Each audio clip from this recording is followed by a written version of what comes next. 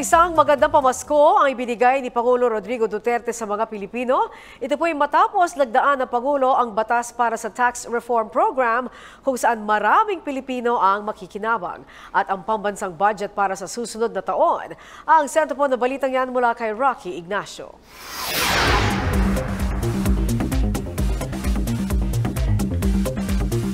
Nilagdaan na ni Pangulong Rodrigo Duterte ang 2018 General Appropriations Act at ang Tax Reform for Acceleration and Inclusion o TRAIN. Kasama ang mga miyembro ng dalawang kapulungan ng Kongreso, isinagawa ang ceremonial signing sa Malacanang na may 3.67 trillion pesos national budget.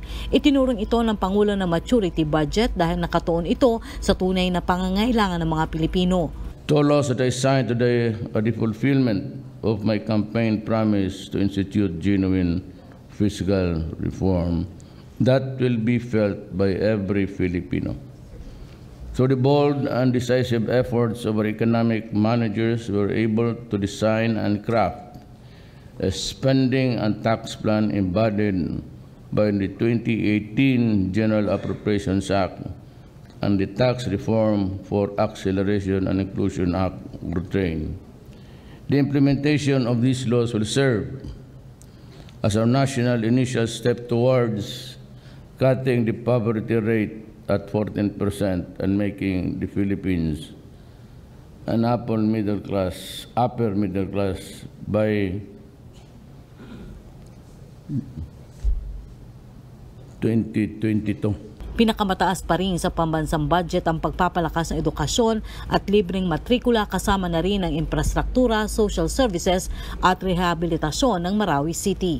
The 2018 GAA, which is 12% higher than last year's budget, will primarily support infrastructure development and free education in state universities and colleges, universal health care, free irrigation, and the maintenance of peace and order across the country. This will also fulfill my campaign promise of doubling the basic pay of our soldiers and police officers, which will take effect on the very first day of 2018.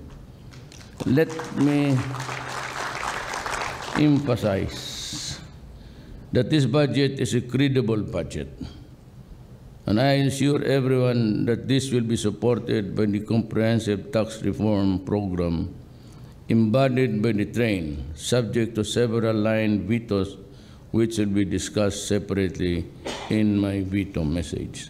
Pinagtibay na rin ng Pangulo ang tax reform na itinuring nitong maagang pamasko sa mga Pilipino. Sinabi nito na 99% ng mga taxpayers ang makikinabang sa bagong sistema ng pagbubuwi sa ilalim ng TRAIN. Nakapalab dito ang pagtaas ng take-home pay ng mga manggagawa dahil sa tax exemption ng mga kumikita ng 250,000 pesos kada taon. This is the administration's biggest Christmas gift to the Filipino people, as 99% of the taxpayers will benefit from a simpler, fairer, and more efficient tax system. One of the TRAIN's most significant breakthroughs is that beginning January 1st, 2018, those earning below 250,000 will be exempt from income tax. And I thank all of you. Layunin pa rin ng TRAIN na makalikom ng 120 billion pesos kung saan 70% nito ay nakalaan sa Build program. I am directing the Department of Finance to ensure the effective implementation of Package 1 of TRAIN and to immediately submit to Congress Package 2, which deals with corporate income tax early next year, which will complement the revenues of TRAIN. The passage of 2018 GAA and TRAIN is not just a victory for the legislative and executive branches of government, it is a victory for our people.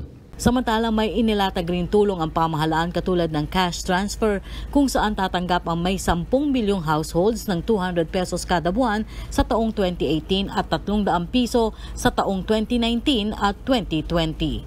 Rocky Ignacio para sa Bayan.